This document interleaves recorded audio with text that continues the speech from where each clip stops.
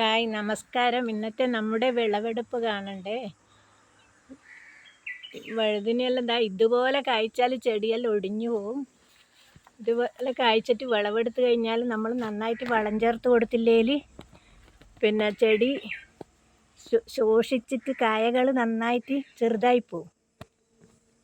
അതുകൊണ്ട് വിളവെടുത്ത് കഴിഞ്ഞാൽ നന്നായിട്ട് വളം ചേർത്ത് കൊടുക്കണം. ജൈവവളമാണെങ്കിൽ നമുക്ക് കൂടുതൽ കാലം വിളവെടുത്ത് കൊണ്ടിരിക്കുക. രാസവളം അത്ര കാലം വിളവ് കിട്ടൂല. കിട്ടുന്ന സമയത്ത് നന്നായിട്ട് വിളവ് കിട്ടും. ഇതിപ്പോൾ ഞാൻ ജൈവവളം ചേർത്ത കൃഷിയാണ്. നോക്കറ വളം ഇന്ന് നോക്കുമ്പോൾ വഴുതിന ഒടിഞ്ഞിട്ടാവുള്ളേ. ഒരിക്കൽ 4-5 പറിച്ചെടുത്തതേ ഉള്ളൂ. പിന്നെ ഇതുവരെ പറിച്ചെടുത്തിട്ടില്ല.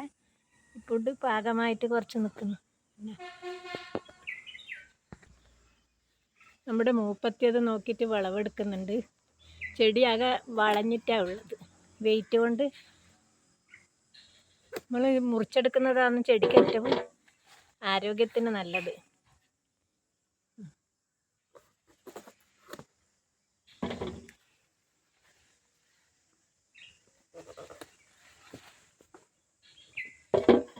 ഇതുപോലെയെല്ലാം കായകൾ ഉണ്ടായാൽ കൂടുതൽ ചെടി ആവശ്യമില്ല.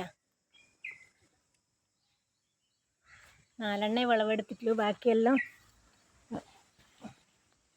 ഒരുപാട് കായകളുണ്ട്. കണ്ട,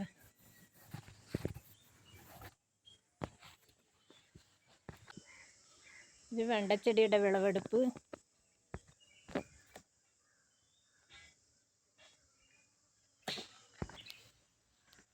ഇത്രയും വെണ്ടക്ക കിട്ടി. ഇനി കുറച്ച് പയറിൻ്റെ വിളവെടുപ്പ്. പയർ വളരെ കുറച്ചേ ഉള്ളൂ. പയർ ചണ്ണി പറിച്ചിട്ട് ഇത്രയും കിട്ടിയിട്ടു. ഇനി കുറച്ച് കാന്താരി പറിക്കാം.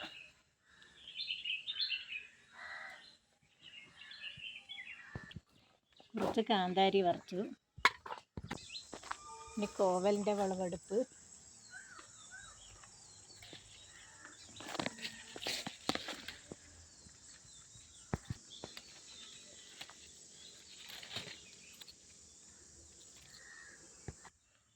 ഇത്രയും കോവക്ക കിട്ടീന്.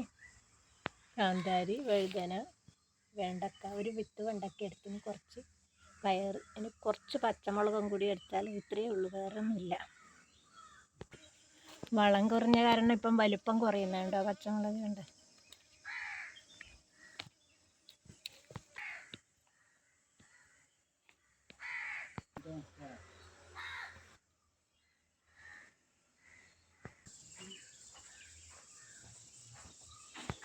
ചെറിയൊരു പപ്പായ പറിക്കാം.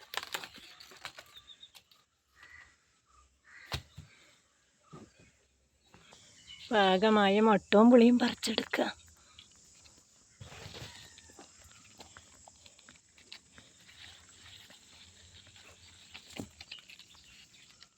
പഴുത്ത് കഴിഞ്ഞാൽ ഇത് താഴെ വീഴും.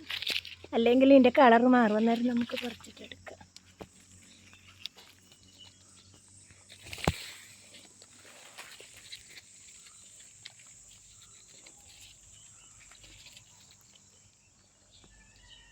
JCB മണ്ണ് മാന്തിയപ്പോൾ കുറേ പോയി എല്ലാം പോയി. നെല്ലുണ്ടായിന്, അതെല്ലാം പോയി. മാറ്റി നട്ടിട്ട് വെള്ളമൊഴിക്കാനും പറ്റിയില്ല. ഉണങ്ങിയിട്ട്